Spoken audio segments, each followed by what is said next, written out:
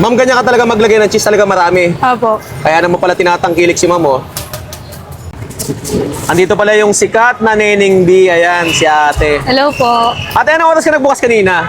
12 p.m. po ng tanghali. 12 p.m. Opo. Bukas ka na. Opo. Tapos ngayon, napakadami na ng customer mo, no? Pila na. Opo nga po. Ayan, ngayon, nakakailang ano ka na ngayon? Nakakailang Hungarian sausage ka na. 3 box pa lang po. Estimated mo, mga ilang piraso? 90 po. 90 pieces po. 90 kada isang pieces. box. Minsan po, 15 kapag malakas po talaga. O so, 1,000 plus pieces na Hungarian Hungarian. sausage po. Ano to matatagpuan, ma'am? Karyedo lang po sa ilalim po ng LRT Karyedo, tapat ng Andox Karyedo. Tapos anong oras ka open? 12 po ng tanghali hanggang 10 p.m. po ng gabi. Ayun. 50 pesos lang po. 50 pesos lang po yan. Okay. So guys, nandito tayo ngayon sa May Quiapo. Ito guys yung haba ng Carriedo. Ito naman yung Carriedo Station, LRT Station. Tapos Piltras Bank. Quiapo to guys, sa Quiapo Kasi guys sa unahan, ito yung simbahan ng Quiapo. Lakad ka na ng konti.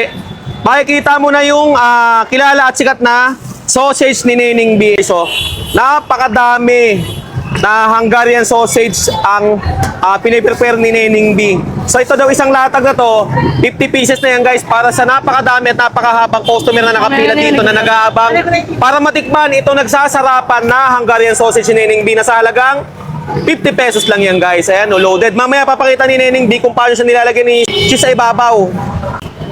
Ma'am, ilang taong ka na ba? 15 years old pa lang po. 15 years old. So ito, sarili mo na itong negosyo. Sarili ko na po. Ba, ang galing. Sa 15 years old, ayan, si Ma'am Neneng B, kung kilalanin dito sa Quiapo. Ito si Ma'am, 15 years old, isang batang negosyante na lumalaban sa buhay ng patas. Ayan, nag-aaral ka pa naman, Ma'am. Apo, homeschool po.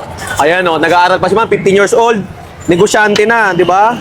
So ayan, napakahaba ng pila guys, ang dami nag-aabang at nag-aantay para matikman ang pinakamasarap na overload na Hungarian sausage ni Neneng B.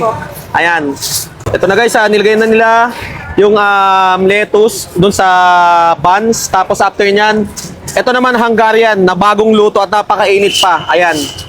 Susunod ang ilalagay. Tapos yung loaded na cheese. Dun. Ma'am, ganyan ka talaga maglagay ng cheese, talaga marami. Apo. Kaya naman pala tinatangkilik si Ma'am, oh.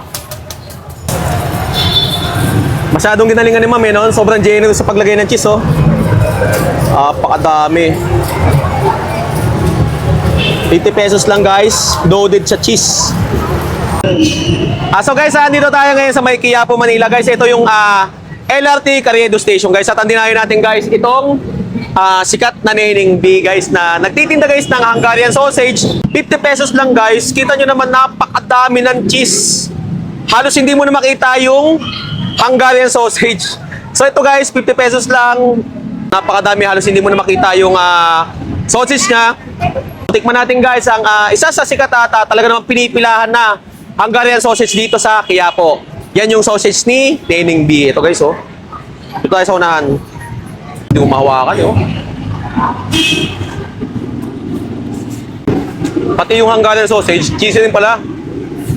Sipin mo, 50 pesos, budget friendly, tapos ganito karami. Ganito ka-loaded na matitikman mo na Hungarian. Open sila ng 12 p.m.